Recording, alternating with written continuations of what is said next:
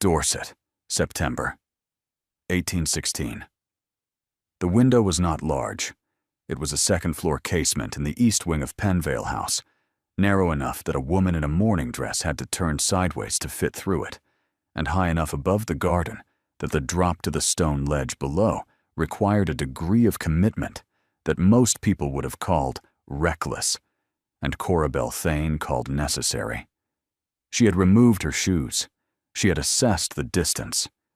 She had listened at the bedroom door for the sound of Lord Brackett's voice in the corridor below, the particular drone of a person who had been talking about himself for 40 minutes and showed no signs of having exhausted the subject, and she had made her decision with the clarity she applied to all decisions that involved self-preservation.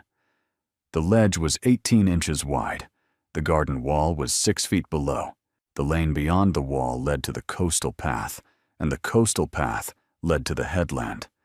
And the headland was where she went when the world required more management than she was prepared to give it. She was not running away. She was declining to remain in a room where her continued presence would be interpreted as encouragement by a suitor who had confused her silence for interest 3 times already that autumn. Lady Penvale had arranged the visit. Lady Penvale arranged everything in the county of Dorset that involved eligible women and available men with the operational confidence of a woman who had been doing it for 30 years and had never once considered that the parties involved might have formed their own opinions. Lord Brackett was her candidate for Cora Belle. The baronet was 41 with land in Hampshire and an income that was respectable without being remarkable, and a way of entering a room that suggested he believed the room had been waiting for him. He had opinions about horses, about politics, about the proper conduct of young women, and he delivered these opinions with the serene confidence of someone who had never been interrupted by a person he considered worth listening to. Cora Belle had been polite in August. She had been patient in September.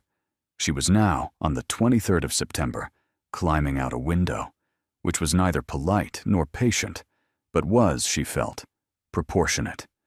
Her father, Matthias Thane, was downstairs in the Penvale drawing-room, aware that the baronet had called again, aware that his daughter had excused herself 20 minutes ago and had not returned, and aware, with the quiet certainty of a father who had raised this particular daughter for 23 years, that she was no longer in the house. Matthias Thane had built his fortune in the shipping trade out of Bristol. He had a merchant's eye for value, a card player's face, and the settled patience of experience, having learned that the most expensive mistakes were the ones made in haste. He had not told Cora Belle what to do about Lord Brackett. He had not told Cora Belle what to do about anything since she was 17, when he had discovered that her judgment, while occasionally alarming in its execution, was fundamentally sounder than most of the men he did business with. He trusted her. He also trusted that she would manage the window without breaking an ankle, because she had climbed out of worse windows in Bristol when she was 14. Cora Belle reached the garden wall, dropped into the lane, put her shoes back on, and walked toward the ridge in the early morning light, with the unhurried stride of a woman who was not fleeing, but choosing. The Dorset coast in late September had a sharpness to it, the summer warmth still in the ground, but the light more honest, making everything it touched look like a decision rather than an accident. She reached the path and turned east, toward the point where the land dropped to the sea, and she was thinking about Lord Brackett and Lady Penvale and the particular exhaustion of being a woman with a fortune and no title in a county that considered the first a commodity and the second a prerequisite, when she saw the man standing at the edge. He was facing the sea. He was tall and still in the way of a person who had been standing in one place for some time, not admiring the view, but using it to think. He wore a dark coat that was well made and practically cut, the garment of wealth spent on things that worked rather than things that announced themselves. She did not recognize him from behind. She would have walked past, but he turned at the sound of her footsteps, and she saw his face in the September sunrise, and two things happened at once. She recognized him, the Duke of Dunmore. She had seen him twice before at county occasions, both times at a distance, both times in a room that arranged itself around him with the gravitational deference given to the oldest title in Dorset and 12,000 acres of the county's best land. She had not spoken to him. Dukes did not speak to the daughters of Bristol shipping merchants at county assemblies. They occupied different rooms within the same room. The second thing was the way he regarded her. It was not surprise. It was the look of a man who had come to this place to be alone with whatever he was carrying, and had been interrupted by a woman with shoes in one hand, and the wind-blown appearance of someone who had recently exited through a window and was recalculating his morning. "You are out early," he said. "I am," she said. He glanced at the shoes. She did not explain them. He did not ask. The silence between them lasted exactly long enough to establish that neither of them was going to observe the expected social ritual, and then he said, with a directness she had not expected from a duke, "You have come from Penvole House." It was not a question. "I have," she said. "You left in some haste." His gaze moved to the hem of her dress, marked with grass from the garden wall, and then back to her face. "I left at precisely the speed the situation required," she said. The Duke of Dunmore was 34. His name was Severin Ashcroft, and the county knew three things about him with certainty. He was wealthy. He was private. And he had buried his first wife, Lady Isabel, 2 years ago in circumstances that the county discussed in low voices. Lady Isabel had been beautiful and volatile, and had conducted herself in a manner that gave Dorset a full season of whispered conversation, and had left the Duke with a reputation for silence and a household that ran with mechanical efficiency and no warmth. The county understood he was expected to marry again. It also understood, from 2 years of observation, that he had arranged his life so the question never arose in any room he occupied. He was, Cora Belle considered, watching the sea the same way she had been walking the coastal path, not admiring it, using it. "I should not disturb you," she said. "You are not disturbing me," he said, with a pause that gave the sentence more weight than he intended. "Is Lady Penvale expecting your return?" "At some point," Cora Belle said. "She is currently entertaining Lord Brackett in the drawing-room. I was meant to be part of the entertainment." Something moved in his face, a flicker, not amusement exactly, but recognition. "And you chose the window instead," he said. She had not mentioned a window. "The grass," he said. "The shoes, the direction." He paused. "I have attended one of Lady Penvale's introductions. The window is an understandable response." "You speak from experience," she said. "I speak from 2 years spent making myself unavailable to every matchmaker in Dorset, and has not yet found a method more effective than the sunrise." He considered the sea. "I was not aware I would need to share it." She looked at him, standing in the morning with the bearing of a person who had come here to escape the same machinery she had, and she concluded this was either a coincidence or the beginning of a complication, and she was not sure which would be worse. "I will leave you to it," she said. She turned toward the path. "Miss Thane," he said. She stopped. She had not given him her name. He had not asked, but he knew it, which meant he had noticed her at the county occasions she had assumed she was invisible at, and that was information she would need to account for. "The path along the North Ridge," he said, "is shorter back to Penvole, and avoids the lane where Lord Brackett's carriage is likely still waiting." She held his gaze. He was not smiling, but something in his stillness had shifted, and she understood he was not offering directions. He was offering an opinion about Lord Brackett, and the opinion matched hers, and he had delivered it as geography. "Thank you, Your Grace," she said. She took the North Ridge path. She did not look back, but she was aware that he watched her, until the path curved beyond the ridge, and she considered the way he had read the grass and the shoes and assembled the correct story without requiring her to tell it. And she concluded, that is either very perceptive or very practiced, and either way, I should be careful. She arrived at Penvale House through the kitchen garden, entered through the scullery door, climbed the back stairs, and was in her room with her shoes on and her hair repinned before Lady Penvale had registered her absence as anything more than a prolonged retreat to the powder room. Her father found her in the upstairs sitting room 10 minutes later. Lord Brackett had departed.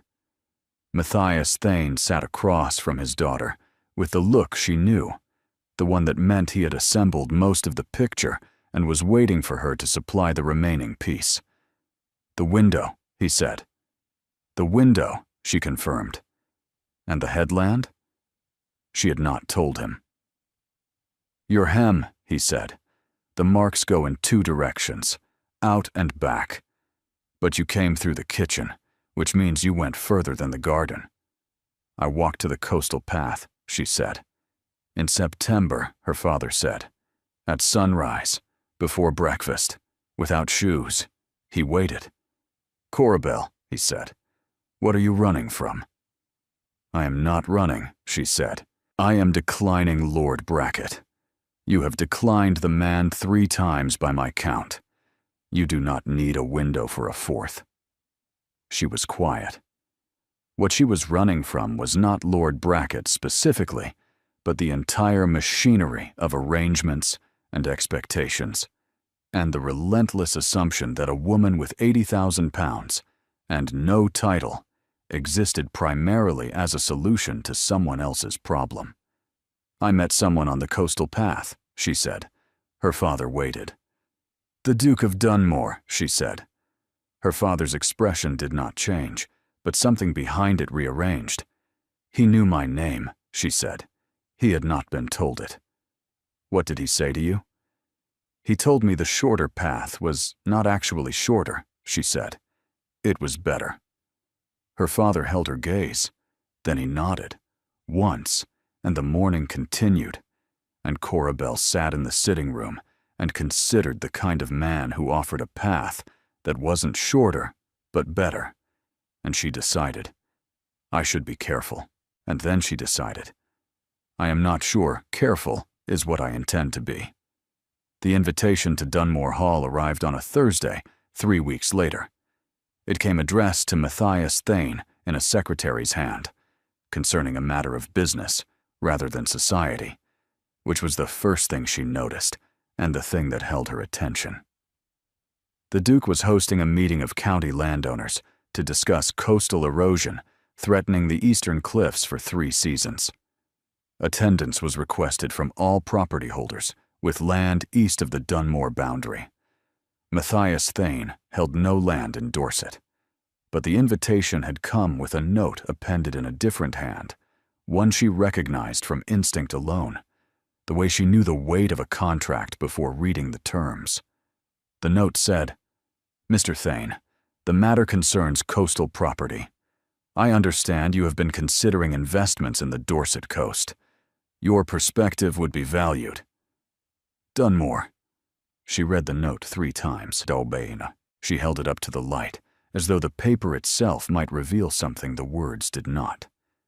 She read the word valued, and weighed what it meant when a duke used it about a shipping merchant who had no land in his county, and a daughter who had escaped through a window 3 weeks ago. He was inviting her father. He knew she would come with her father. She showed the note to Matthias. He read it with the expression he wore when examining a shipping contract that contained an unusual clause. Coastal erosion, he said. I have no coastal property. No, she said. He studied the handwriting.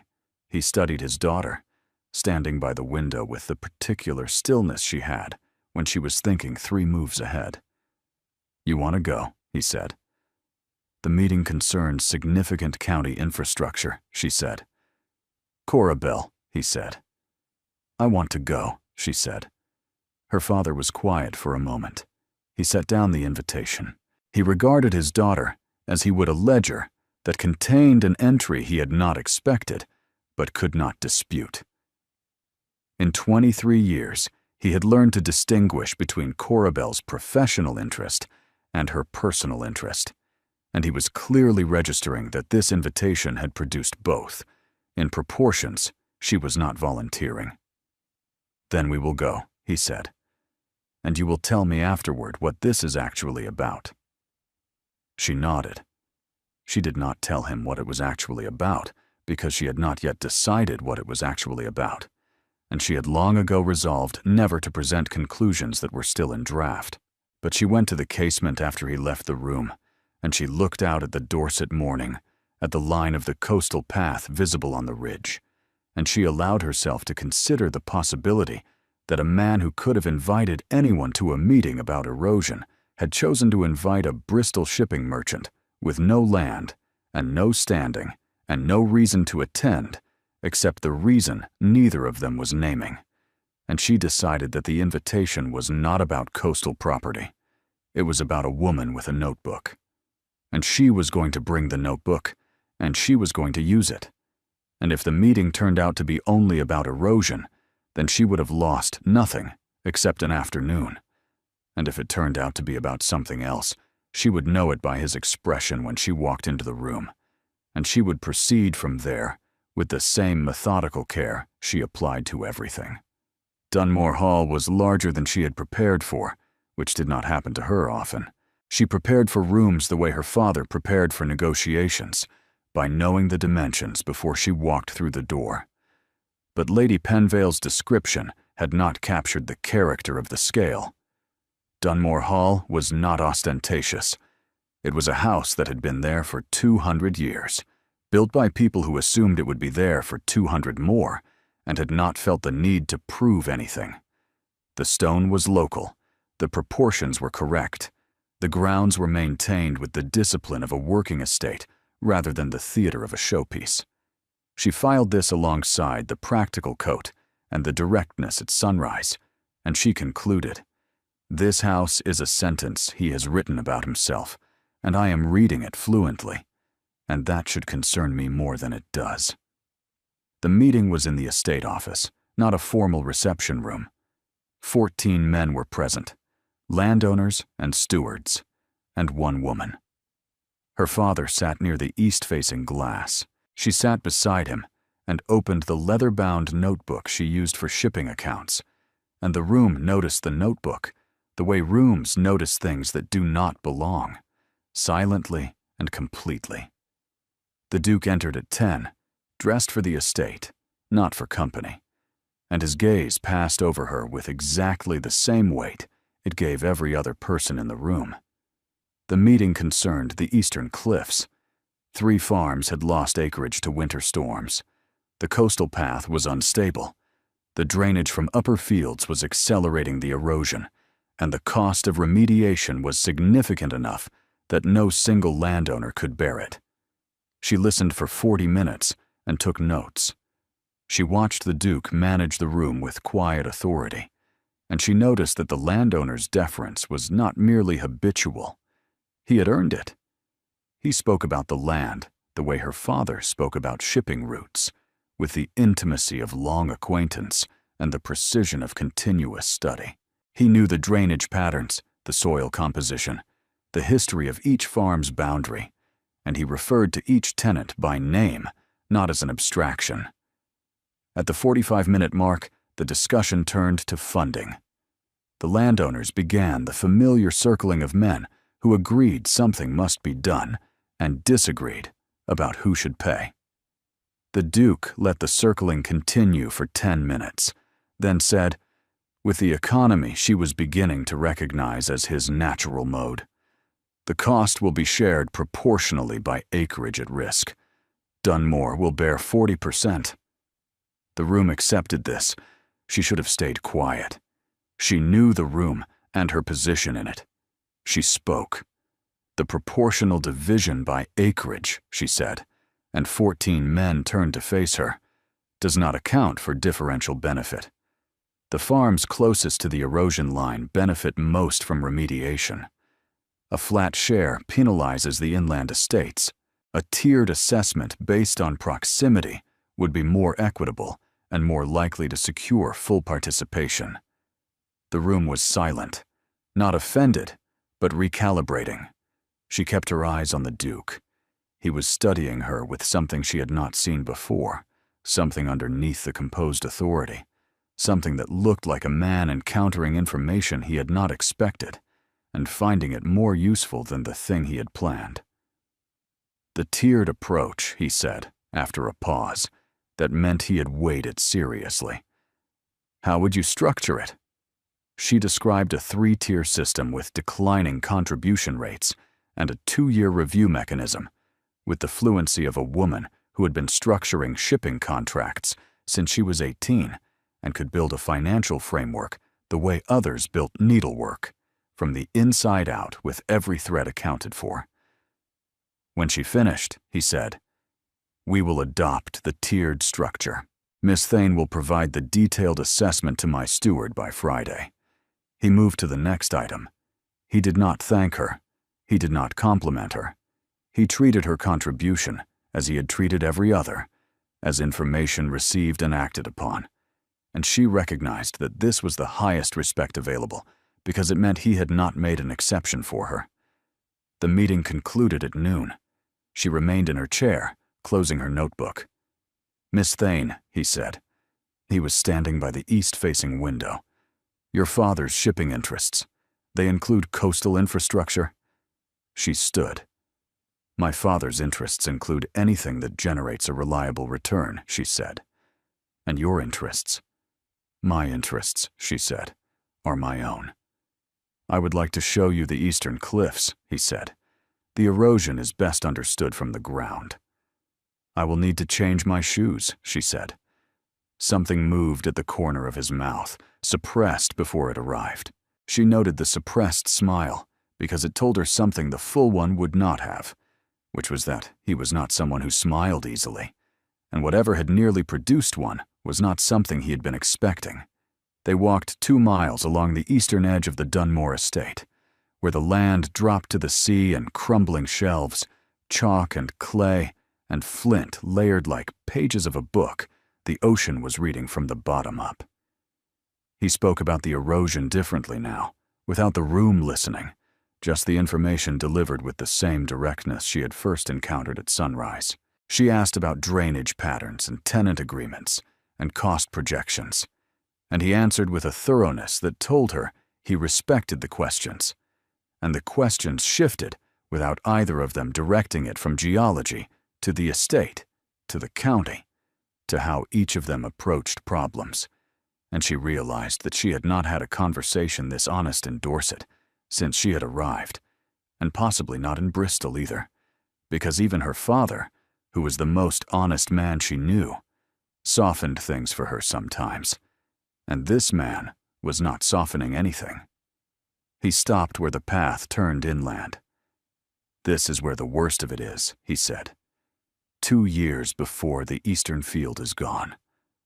"What will you do with the families?" she said. It was the first question she had asked about people, rather than land or money. 3 holdings inland, he said. "The families will be relocated. The terms will be favorable." He said it simply, but she heard what was underneath it, which was that he had already considered the terms, already drafted them in his mind, already worked out what each family would need and what the relocation would cost, and had absorbed that cost into his own estimate before presenting the tiered proposal to the room. He was watching the drop with the bearing she had seen at sunrise, and she saw clearly that the erosion was not merely a logistical problem for him. It was a failure he was taking personally. "You cannot hold the ground," she said. "No, I can move the people. I cannot hold the land." He met her gaze.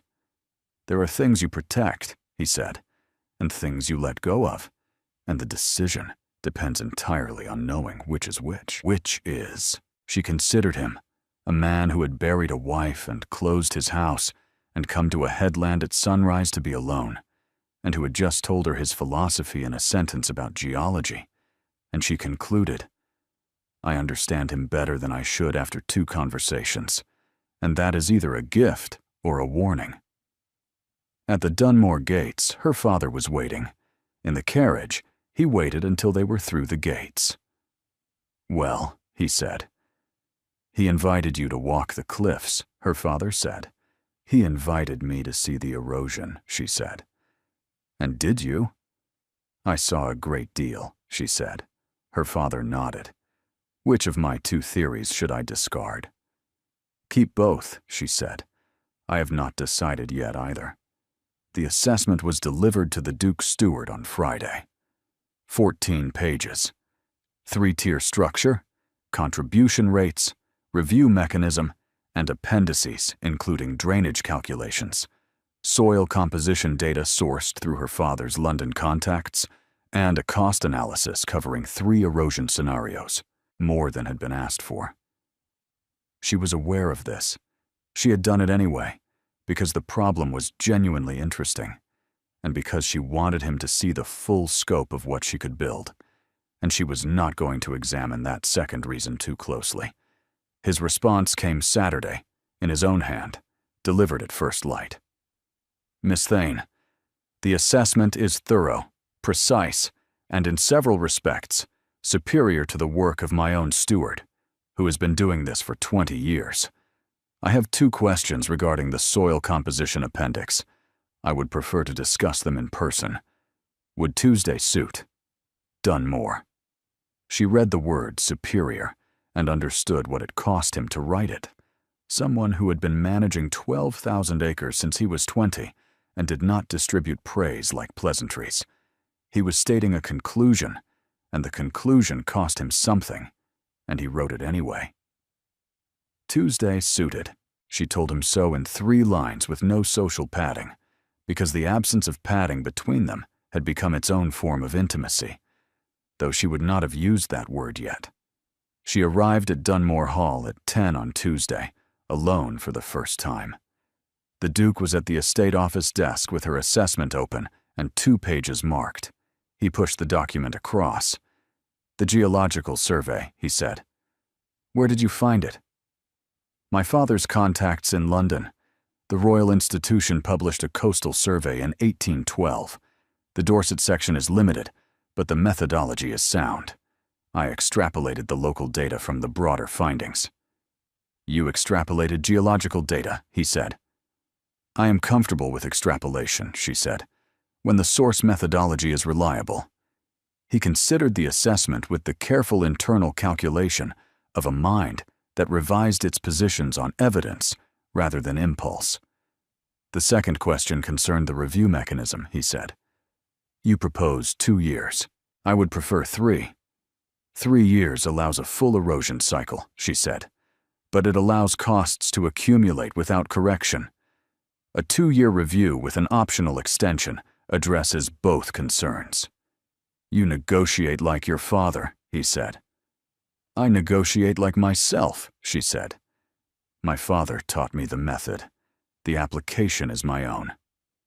Something shifted in his face, not the suppressed smile, something less guarded, something that resembled someone watching a door open he had believed was permanently shut.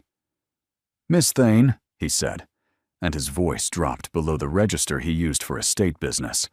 "I should tell you something about this meeting." She waited. "The questions about the appendix are genuine," he said. "They are also not the reason I asked you to come." She held his gaze. "I know," she said. "You knew," he said. "I wrote 14 pages," she said. "The appendices were not strictly necessary. She had written them because she wanted him to see what she could build, and because she wanted to give him a reason to ask her to come, and because she had not been willing to leave the invitation to chance. The unspoken agreement between them about what this was, the contract they had been negotiating since the headland, the one that said this is business, was no longer sustainable. "I have been very careful since Isabel," he said. She did not speak. She let the name take the space it needed. She did not fill the silence with reassurance or questions, or the kind of sympathetic murmuring that other women might have offered, and that would have made him stop talking. She simply waited, the way she waited for a contract clause to reveal its full meaning, the way her father waited for a negotiation to show its true shape. She was difficult, he said. He was looking at the window. Not difficult in the way the county means it. Difficult in the way that made it impossible to know what was true. She put on feelings the way other women put on gloves. Every affection, every loyalty, every tenderness. And I could not tell, for 3 years of marriage, which of it was real. I concluded eventually that none of it was, and I was not entirely wrong. And by the time I understood the difference, she was gone, and the understanding was useless. He turned from the window. I have been avoiding everyone, he said, because the cost of misjudging again felt larger than the cost of being alone. She held his gaze across the desk, across the thorough, unsentimental work that said everything about her that mattered. I do not put on anything, she said. I know, he said. That is the problem. He paused. I had a system. The system was solitude, and the sunrise and the work, and it was functional. And then a woman climbed out a window and appeared at sunrise without shoes, and the system has not been functional since. She let the sentence settle. She recognized what it cost him, someone who had organized his grief into architecture, and was now telling her that the architecture was failing, and she understood that responding honestly would cost her something too, and she decided the cost was acceptable. I climbed out the window because of Lord Brackett, she said. I went to the headland because of myself. I came to the meeting because of you. She paused. I have not been putting on a show. I have been deciding, and I have not finished deciding. But I want you to know that the evidence so far is compelling. Compelling, he said. It is a preliminary assessment, she said. He smiled, not the suppressed version. The full one, arrived and unhesitating, and she saw what his face looked like when it was not being guarded, and the sight of it cost her something she was going to have to account for. The autumn assembly at Whitfield House was the county's last significant gathering before winter. Whitfield was a Palladian manor 3 miles east of Penval, owned by the Fenwick family, who had hosted the autumn assembly for 40 years, with the institutional reliability of people who believed tradition was a form of good manners. 40 people. Cora Bell arrived with Lady Penvale and her father, who had come from Bristol because she had asked him to, which she did rarely enough that when she did, he cleared his calendar without question. She wore a blue-gray dress made in London by a dressmaker, who understood that the purpose of a dress was not to attract attention, but to make the wearer feel accurate. She felt accurate, and she entered the room with the composure of a woman who had spent the last month earning the county's attention on her own terms. The Duke was across the room with 2 landowners from the erosion meeting, and when she entered, the quality of his attention shifted in a way the room registered. The evening proceeded. She talked with Mrs. Alderton about winter planting. She talked with a young woman named Miss Carew, who was nervous about her first assembly, and reminded Cora Bell of herself at 19, before she had learned that nervousness could be converted into observation if you paid close enough attention to the room. She was aware throughout that the Duke was making a circuit that was not random, bringing him steadily nearer with the unhurried certainty of someone who had decided where he was going. Lord Brackett was there. She had prepared for him. What she had not prepared for was the version who arrived at her elbow during the interval with a glass of wine he had not offered her, and the bearing of a man who had decided to be wounded in public. "Miss Thane," he said, loud enough for the 6 nearest people to hear without effort. "I understand congratulations are in order. Your work on the coastal erosion project. Quite the achievement for a merchant's daughter." He let the word merchant land, with the deliberation of a man who had spent time selecting it for maximum effect, in a room full of people whose grandfathers had never worked for a living. The county is lucky to have such industrious new arrivals. His gaze moved, briefly and unmistakably, toward the Duke. One does hope the industry is appreciated in the right quarters. She was formulating her response, the precise, surgical one she had been refining since August, when the Duke's voice came from her right. Not the voice she had heard in the estate office or on the walk along the cliffs. A different register entirely. The one that carried 200 years of Dorset in it and knew exactly what weight it held. The coastal assessment, the Duke said, stepping into the conversation with the timing of someone who had been closer than she had realized and had been listening with complete attention, was adopted in full by the county landowners last week.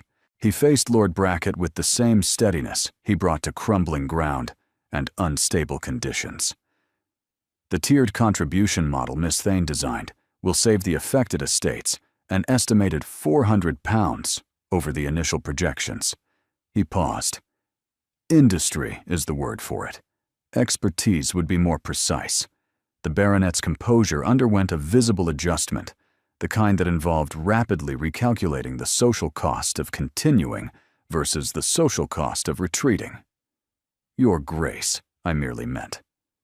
What you meant, the Duke said with the economy of a voice that had never required volume, was heard clearly by everyone present. I will assume it was a compliment poorly expressed, because the alternative would require a longer conversation than either of us would enjoy. He held Lord Brackett's gaze for one moment longer than the social register required, which was the ducal equivalent of a direct statement, and Lord Brackett found somewhere else to be with the haste of someone who had been corrected in public and needed time to recover his position. Cora Belle stood beside the Duke in the aftermath and weighed what had happened with her usual thoroughness. He had not defended her honor. He had not championed her cause. He had inserted accurate information into a room that was receiving inaccurate impressions, as he would have corrected a faulty survey or a miscalculated boundary. He had made it about the work, not about her, and in doing so had made it impossible for Lord Brackett to continue without appearing to argue with results rather than with a woman. He had protected her without diminishing her, and had done it so cleanly that the room understood his position without requiring him to make a declaration. She turned to him quietly. £400, she said. I had the steward run the numbers this morning, he said. You came to this assembly with the numbers prepared. I came prepared for several contingencies, he said. The baronet was one of them. And the others? The others, he said, are still developing. She held his gaze and felt the room rearrange around them, the other guests resuming their conversations, the evening resuming its shape. But the space between her and the Duke had changed permanently, and everyone in the room could see it, and she was surprised to discover she did not mind. She wanted to tell him that what he had done was the most elegant thing she had ever witnessed in a social setting, that the precision of it, the restraint, the refusal to make it about anything other than accuracy, was worth more to her than 100 conventional defenses. She did not say any of this. She did not need to. He knew. She could see it in the way he stood beside her, not touching, not performing proximity, just present, in the way that had become their language since September. She looked across the room.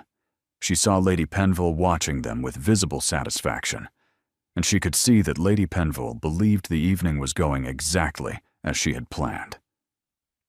It was not. Nobody had planned this. This was what happened when two people who did not put on a show found themselves in the same room and stopped pretending that the room was the reason they were there. He came to Penvale House on a Monday morning in late October, on foot, which meant he had walked 4 miles from Dunmore Hall, which meant he had made a decision that required 4 miles of walking to confirm. She was in the kitchen garden, pruning the espaliered pear trees that the previous tenant had neglected for 2 seasons, and that responded to attention with the immediate gratitude of living things waiting for someone to notice them. The housekeeper told her the Duke of Dunmore was in the drawing room. She looked at her hands, which had soil on them. She considered changing. She considered washing and repinning and presenting herself with the composed perfection of a woman receiving a duke.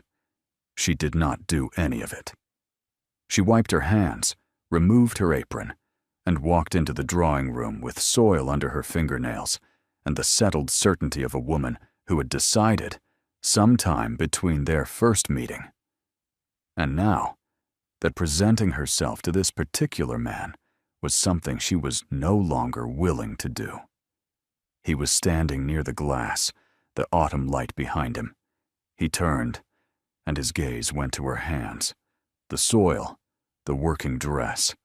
The hair loosened from its pins, and something in his expression opened in a way she hadn't seen before.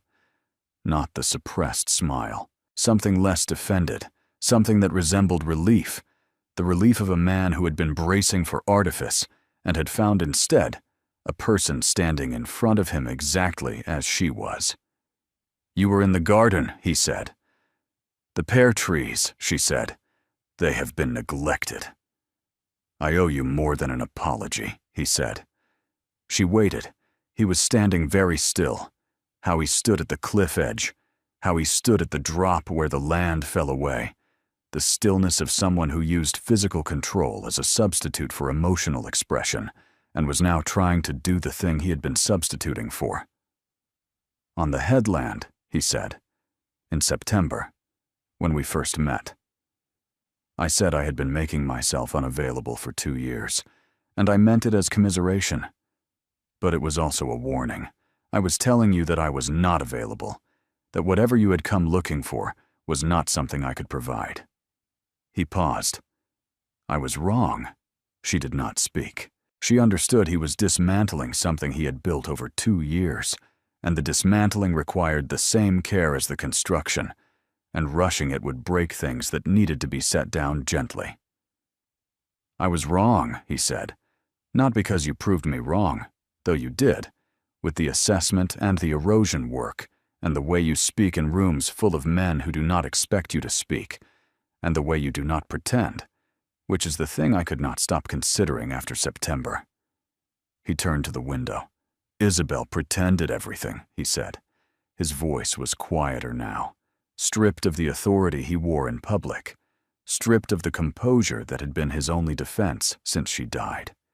Every moment, every word, every tenderness.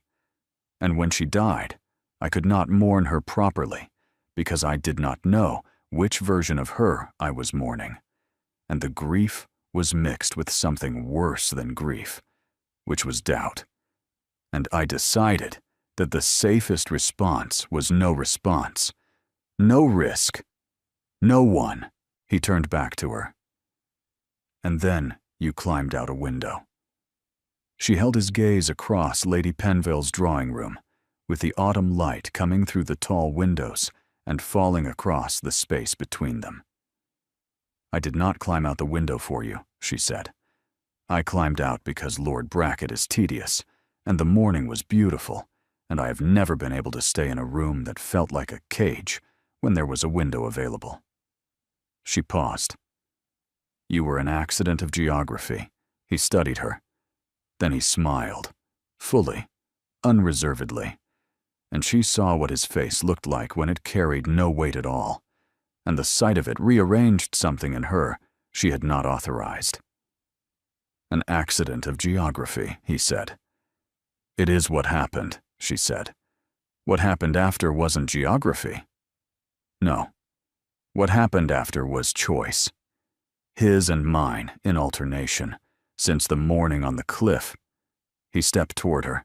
She did not step back. He was close enough now that she could see the specific quality of his attention, the one that had nothing of assessment in it, and nothing of the estate office.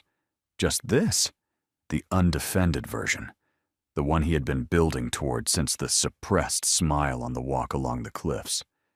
She felt the weight of it, and understood that this was what he looked like when he had stopped protecting himself, and that she wanted to be worthy of it, and that desire surprised her because she had never questioned her own worthiness before. "Corabelle," he said. She stilled. He had not used her name before. He had used Miss Thane at their first meeting, and in the office, and at the assembly. And now her given name was in Lady Penville's drawing room, and it changed the dimensions of the room entirely. Severin, she said. It arrived because his had arrived, and the exchange felt like a contract being signed, the kind where both parties knew the terms, and the signatures were a formality. I am not asking for a show, he said. I am not offering one, she said. I know. That is why I walked 4 miles. She put her hand on his arm. It was deliberate. He covered her hand with his. He kissed her. It wasn't tentative. It had the honesty of someone who had walked 4 miles and dismantled a fortress, and said the name he had been carrying since September, and was now acting on the conclusion with the same directness he brought to estate decisions and boundary assessments and the management of 12,000 acres. She kissed him back with the directness she brought to contracts and pruning shears and every true thing she had ever decided, and the drawing room was warm, and the autumn light came through the windows, and the pear trees were visible in the garden beyond, neglected for 2 years and now tended, and neither of them was pretending, and that was the entire point. Her father received the news that evening. He set down a letter from his Bristol office with the deliberate care of a man who wanted his hands free for the conversation. The Duke of Dunmore, he said.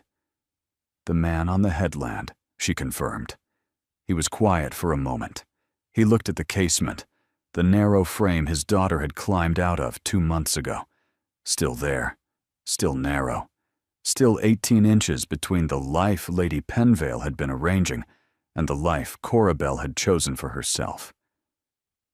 Is he good enough for you? He is trying to be, she said. And that is not a small thing from someone who stopped trying 2 years ago. Her father nodded. He picked up the Bristol letter. He put it down again. Your mother, he said, and stopped. Cora Belle waited. Her mother had died when she was 11. Her father mentioned her rarely, only when something mattered enough to require her presence in the room, and even then the words came slowly, as though he were handling something fragile that he had kept in the same place for 12 years and was not certain it would survive the air.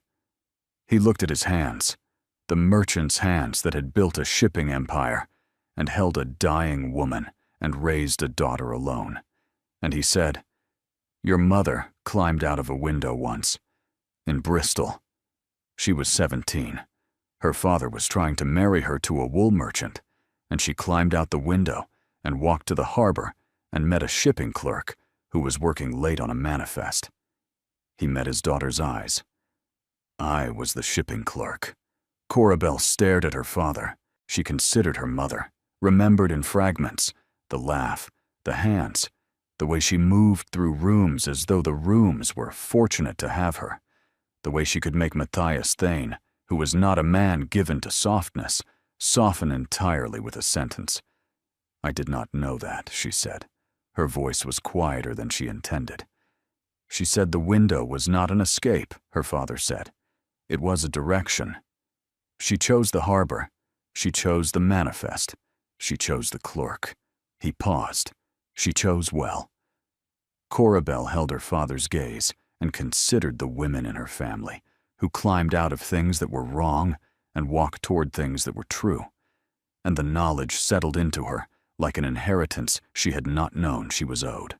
She reached across and covered her father's hand, as he had covered hers when she was small, and the world was too large, and he let her, and neither of them said anything else, because some things required no words between people who understood each other, this completely. Severin's letter arrived the following morning, addressed to her, in his own hand. Cora Belle, your father will receive a formal letter today regarding terms and settlements.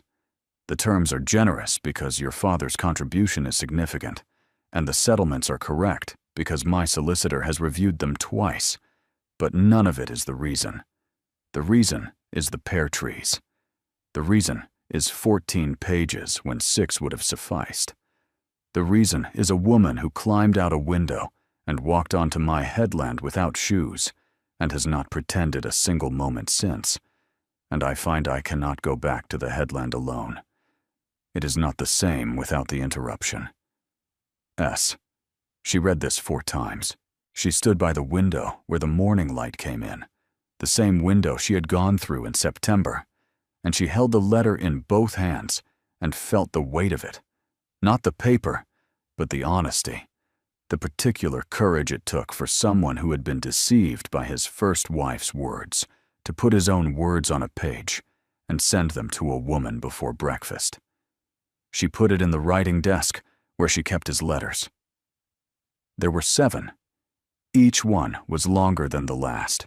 Each one said more than the one before, as though he were teaching himself to speak again after 2 years of silence, and the teaching was going well. She went back to the pear trees. They were married in November at the village church on the road between Dunmore Hall and Penvale House.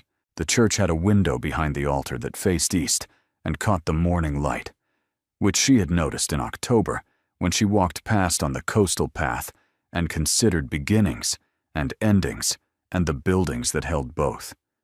She wore blue-gray, the color of the Dorset Sea at dawn. Her father walked her in and held her arm with the steady grip of someone who had held this particular person since she was small and was now releasing her into a life he trusted because he trusted her and because he had taken the measure of the man at the other end of the church as he took the measure of ships and contracts and had found him sound. Severin stood at the front and watched her come toward him with nothing guarded in his expression, nothing of September's isolation, nothing of the estate office's composure, just himself, entirely present, watching the woman who had appeared at sunrise and had dismantled his solitude by the simple method of being real. She reached him. She looked at the window behind the altar. She could feel her father releasing her arm, could feel the transition from one grip to another, from the man who had raised her to the man she had chosen, and the handoff was seamless in the way that only carefully considered things are seamless, because both men had weighed it and found the terms acceptable.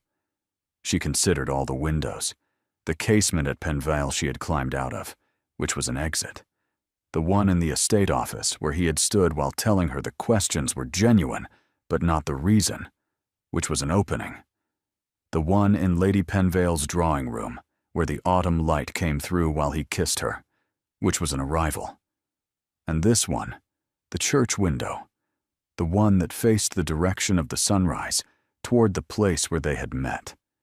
It was none of those things. It was a beginning. She did not climb out of it. She stood in its light. She took his hand.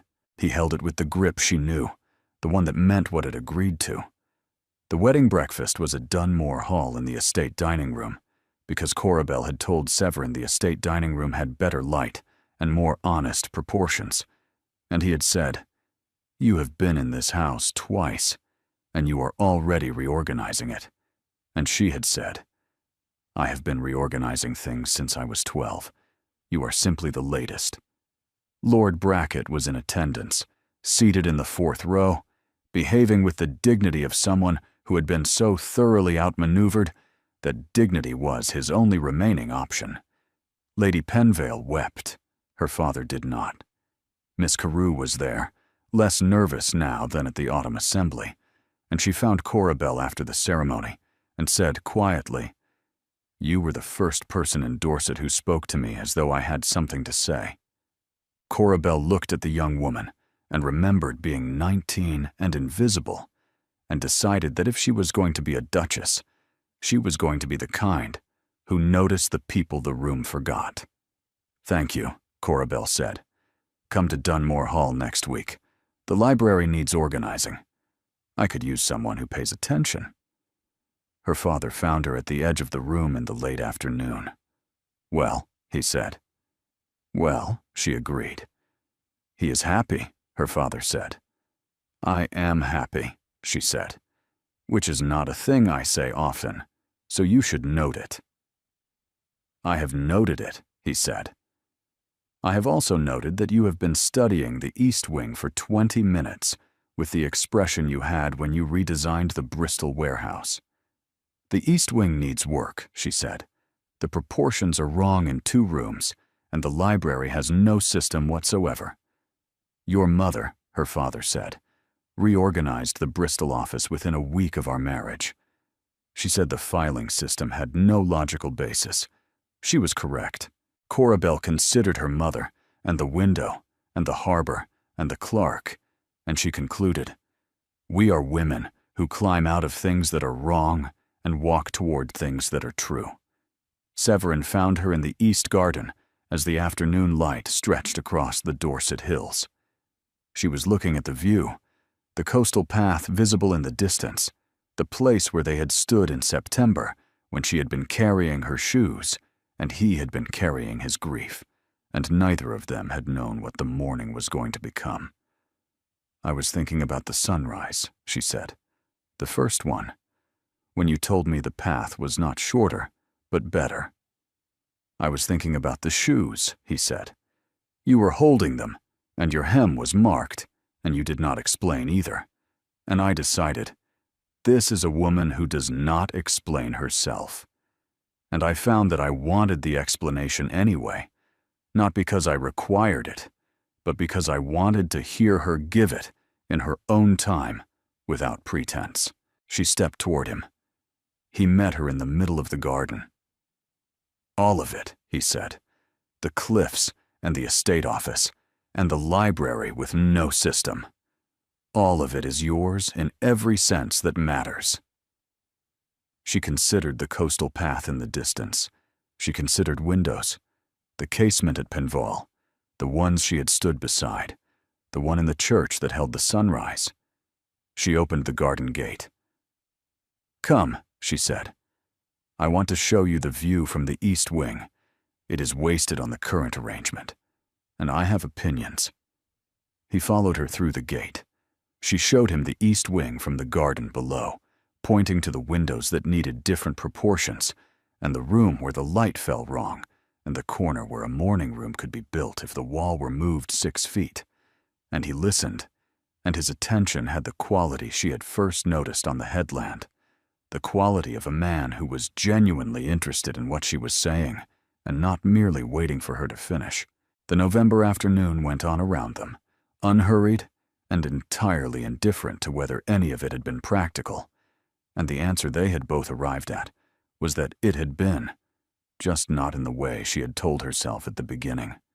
The best decisions, her father had always said, were the ones you understood better after you had made them. She understood this one completely, and she had not climbed out of a window in weeks, which was the most reliable evidence she had ever collected that she was finally in the right room.